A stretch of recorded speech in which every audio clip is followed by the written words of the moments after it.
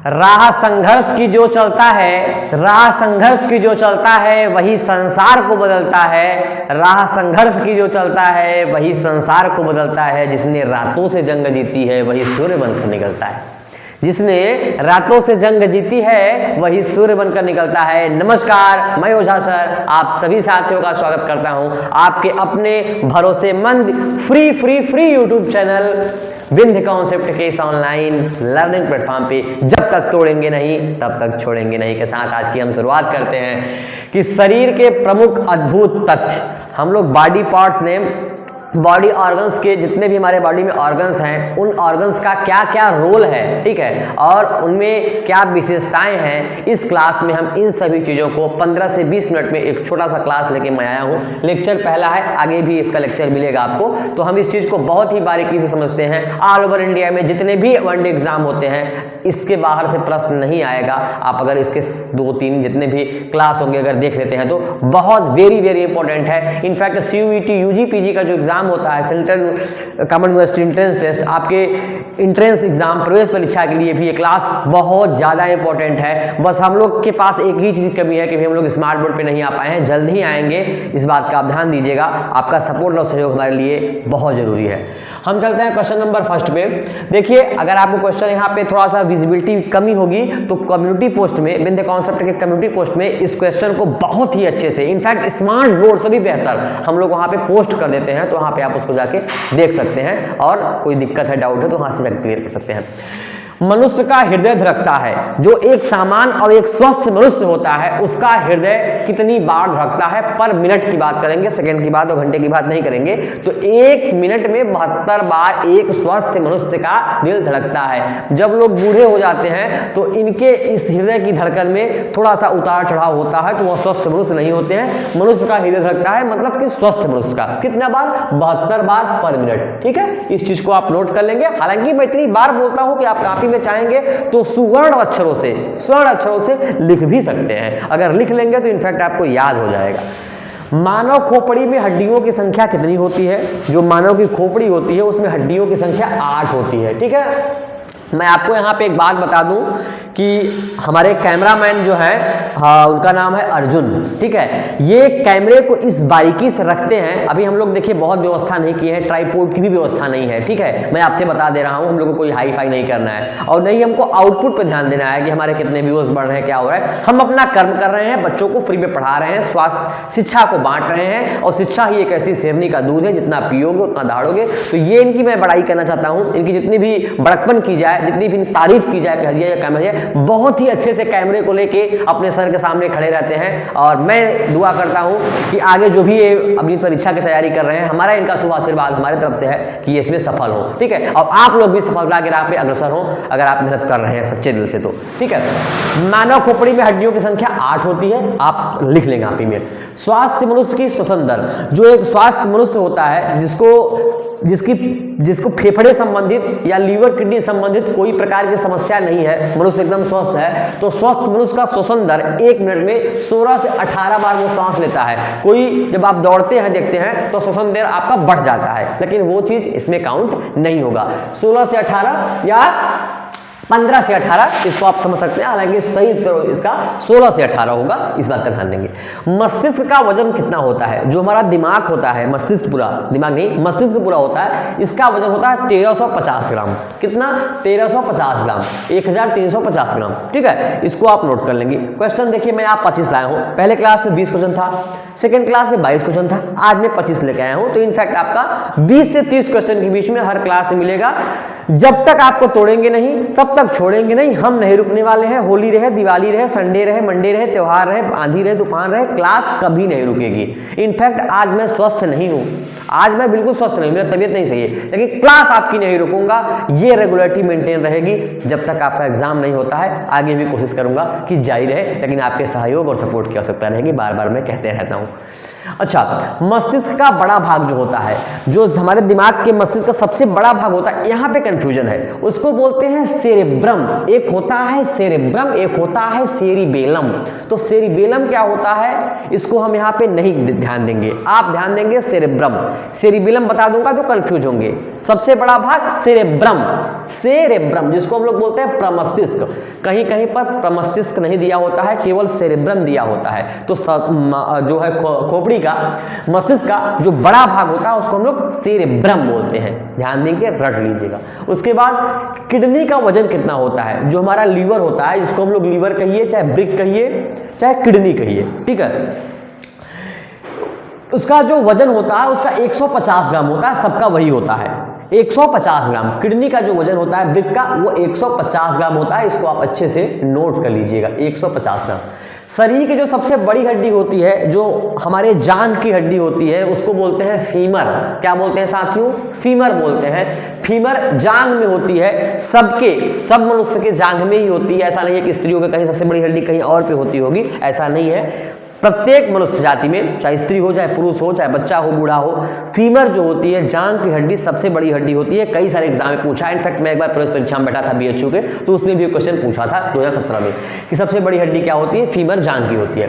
अच्छा, शरीर की सबसे छोटी हड्डी देखिए, यहाँ पर बड़ी की बात कर लिया तो तुरंत उसके नीचे मैं छोटी की बात कर लेता हूँ। स्टेपीज जो कान की हड्डी यहाँ पे होती है, यहाँ पे ये सबसे छोटी हड्डी होती है, मनुष्य जाति में सबसे छोटी हड्डी, जिसको हम लोग बोलते हैं स्टेपीज, कान में होती है, मतलब कान की हड्डी, स्टेपीज के नाम से बोलते हैं, ठीक है। स्टेपीज मैं इंग्लिश में भी लिख दे रहा हूं, स्टेपीज, STAPIZ।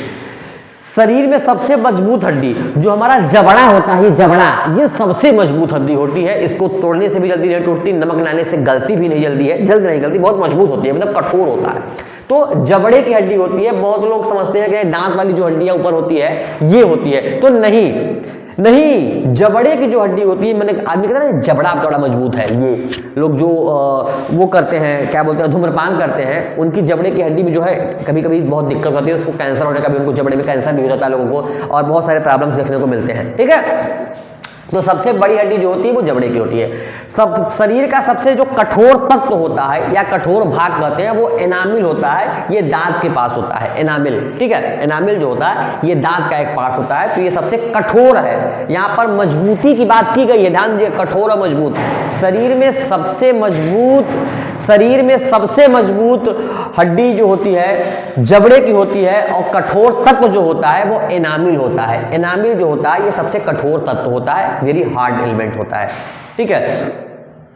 सामान्य मनुष्य का रक्तचाप, अगर आपको ब्लड प्रेशर नहीं हुआ है, बीपी नामक रोग नहीं हुआ है, आपका दिमाग, शरीर, आपका हृदय में जो ब्लड का सर्कुलेशन वो सही चल रहा है, उसको बोलते हैं सामान्य मनुष्य का रक्तचाप, बीपी। तो बीपी जो होता है 120/80 mm होता है। अगर ऊपर, मतलब उसको हम लोग जो है, देखिए थोड़ा सा आवाज़ हो रही है तो मैं रुक जाता हूँ, क्योंकि आज थोड़ा सा शादी विवाह का भी माहौल चल रहा है, तो जो हमारी टीम और साथ में रहती है कि भाई चुप रहिए, क्लास चल रही है, तो ये सब आज टीम नहीं मौजूद है। हमारे कैमरामैन जी मौजूद हैं और केवल मैं मौजूद हूँ, तो थोड़ा सा आपको आवाज़ का डिस्ट्रक्शन हो सकता है, लेकिन अब सही होगा। तो शरीर सामान्य मनुष्य का जो रक्तचाप होता है वो 120/80 होता है। मतलब जो ऊपर वाला जो होता है वो 120 होता है, नीचे वाला जो होता है वो 80 होता है। ये आप स्फेग्नोमैनोमीटर से नापते हैं, बीपी जो नापते होंगे उनको पता होगा, 120/80 mm होता है, ओके। मानव शरीर में जल की मात्रा 65 से 80% होती है। अगर एक स्वस्थ मनुष्य है तो उसके शरीर में जो जल की मात्रा होती है वो 65 से 80%, उसके शरीर के संपूर्ण भाग का 65 से 80% जो होता है वो जल ही बॉडी में होता है। रक्त की मात्रा शरीर के भाग का 7% होता है। अगर आप मान लीजिए 10 किलो के हैं तो उसका 7% जितना भी होगा आप निकालिएगा। 10 किलो का हालांकि कोई होता नहीं है। अगर आप 50 किलो के हैं तो 50 का 7% जितना होगा वो आपका जो होता है रक्त की मात्रा होती है। मतलब हमारे शरीर का जितना भी वजन है उसका 7% हमारा केवल ब्लड ही रहता है। तो रक्त की मात्रा शरीर के पूरे भाग का 7% हमारा ब्लड में, हमारे बॉडी में ब्लड होता है, मतलब खून, जिसको हम लोग WBC कहते हैं। यहाँ पर RBC, रेड ब्लड सेल, जो लाल वाला खून होता है उसकी बात करते हैं। मैं WBC, व्हाइट ब्लड सेल की बात नहीं कर रहा हूं यहाँ पे। मनुष्य में रक्त की मात्रा होती है 5 से 6 लीटर। हमारे शरीर में 5 से 6 लीटर खून होता है। अगर 5 लीटर से कम किसी का ब्लड होता है तो कहते हैं कि हीमोग्लोबिन की कमी है, ब्लड की कमी है हमारे शरीर में, तो उनको ब्लड जो है ऊपर से डोनेट किया जाता है, दिया जाता है, मतलब चढ़ाया जाता है। तो 5 से 6 लीटर मनुष्य में रक्त की मात्रा होती है, ठीक है। उसके बाद मानव रक्त का क्षारीय, हमारा जो ब्लड होता है वो एसिड बेस साथ में पढ़ाऊंगा तो बताऊंगा क्षार क्या होता है, अम्ल क्या होता है, लवण क्या होता है। यहाँ पर बेस की बात हो रही है। मानव रक्त का क्षारीय पीएच मान जो होता है वो 7.4 होता है, 7.4। मैं पीएच स्केल लेके बताऊंगा। 7 पहले एसिडिक होता है, फिर 7 न्यूट्रल होता है, फिर उसके बाद बेसिक होता है। इसको मैं आगे क्लास में चर्चा करूंगा। रक्त को शुद्ध करता है किडनी, ठीक है, रक्त को शुद्ध करता है, रक्त को शुद्ध करता है उसको हम लोग क्या बोलते हैं, किडनी। किडनी को हम लोग बोलते हैं कि हमारे खून को जो है वो फिल्टर करता है, ठीक है। थोड़ा सा लीवर और किडनी में आपका जो है कंफ्यूजन जो होगा, लीवर का अलग कार्य है, किडनी का अलग कार्य है। तो जो ये किडनी होता है ये रक्त को शुद्ध करता है। उसके बाद लाल रक्त का निर्माण जो होता है वह हमारे अस्थि मज्जा में होता है। हमारे बॉडी में जो लाल रक्त बनता है, जो संग्रहण करता है, वो अस्थि मज्जा में होता है। इसको आप यहाँ पे ध्यान देंगे। अगर आपको नहीं दिख रहा होगा तो एक बार मैं हट गया हूँ, आप अच्छे से पूरी चीज को देख लीजिएगा और यहाँ से स्क्रीनशॉट भी ले सकते हैं, आगे कम्युनिटी में आपको मिल भी जाएगा, मैं बोल भी रहा हूँ।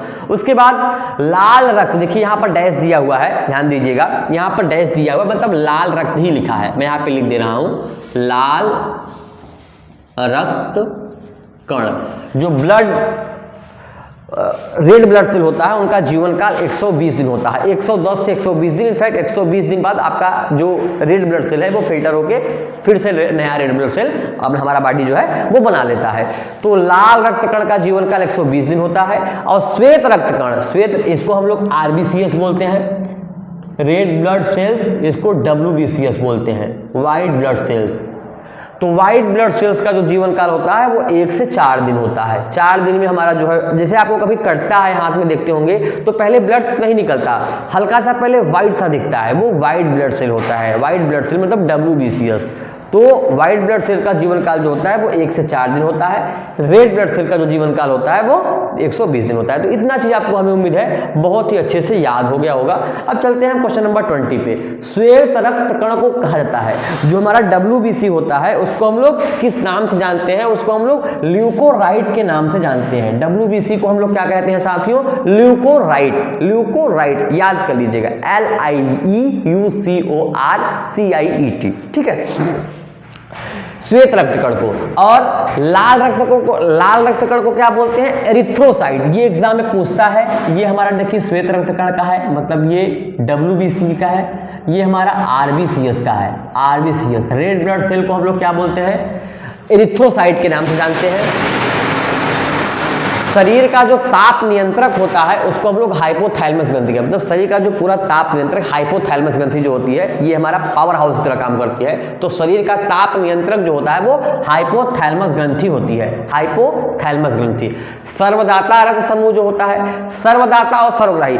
सर्वदाता मतलब जो सबको अपना ब्लड दे पाए। अगर किसी का ब्लड ग्रुप O है तो उसको बोलते हैं यूनिवर्सल डोनर, मतलब राजा है, दानी है, अपना खून किसी को भी दे सकता है, तो उसको बोलते हैं सर्वदाता रक्त समूह। जिसका ब्लड ग्रुप O है वह सर्वदाता है, और जिसका ब्लड ग्रुप AB है वह सर्वग्राही है, मतलब वह किसी का भी ले सकता है, O का भी, AB का, B का, A का, किसी का भी ले सकता है।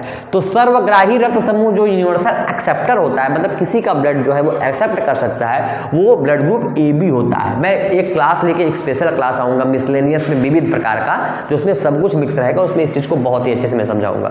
A, AB, B, O, ठीक है। तो यूनिवर्सल डोनर O, डोनर में O आ रहा है, डोनर में O आ रहा है, डोनर, तो यूनिवर्सल डोनर O हो गया। एक्सेप्टर में ऑलरेडी एक्सेप्टर मतलब एक्सेप्ट कर रहा है, स्वीकार कर रहा है, तो AB आ गया। इंग्लिश से समझेंगे तो आप कभी भूलेंगे नहीं। एक्सेप्टर मतलब AB, एक्सेप्टर, तो AB मतलब यूनिवर्सल एक्सेप्टर, AB। रक्तचाप BP मापने का जो यंत्र होता है उसको हम लोग बोलते हैं स्फिग्नोमैनोमीटर। जो हमारा BP नापने की मशीन होती है उसको बोलते हैं स्फिग्नोमैनोमीटर। तो आज के क्लास में देखिए 25 क्वेश्चन मैंने बता दिया। ये हमारे शरीर के प्रमुख अद्भुत तत्व का लेक्चर नंबर 1 था। क्लास नंबर 3 है, क्लास नंबर 3 है, यहाँ पे मैं बता दे रहा हूँ, क्लास आज आपकी तीसरी है और लेक्चर नंबर पहला है शरीर के प्रमुख अद्भुत तथ्य का। तो आज की क्लास में आपको सभी चीज़ों को मैंने बहुत ही अच्छे से समझाने का, पढ़ाने का प्रयास किया। अब हम मिलते हैं आपसे नेक्स्ट क्लास में, तब तक के लिए बहुत बहुत धन्यवाद। एक चीज़ का आप ध्यान दीजिएगा कि जितना भी चीज़ मैं पढ़ा रहा हूँ मैं इस पर कभी नहीं ध्यान देता कि कितने लोग देख रहे हैं, क्या कर रहे हैं, कैसे कर रहे हैं। अगर आप हमारी क्लास को देख रहे हैं तो इस बात को आप अपने मन में बैठा लीजिए कि रेलवे के एग्ज़ाम में या SSC के एग्ज़ाम में या लेखपाल के एग्ज़ाम में या वनडे एग्ज़ाम में, किसी भी एग्ज़ाम में अगर आप बैठ रहे हैं तो इस क्लास से आपको जरूर लाभ मिलेगा। आज के लिए फिर इतना ही। हम ओझा सर मिलते हैं आपसे नेक्स्ट क्लास में, तब तक के लिए बहुत बहुत धन्यवाद। अपना प्यार सपोर्ट और सहयोग बनाए रखिए, स्वस्थ रहिए, प्रसन्न रहिए, मस्त रहिए, पढ़ते रहिए।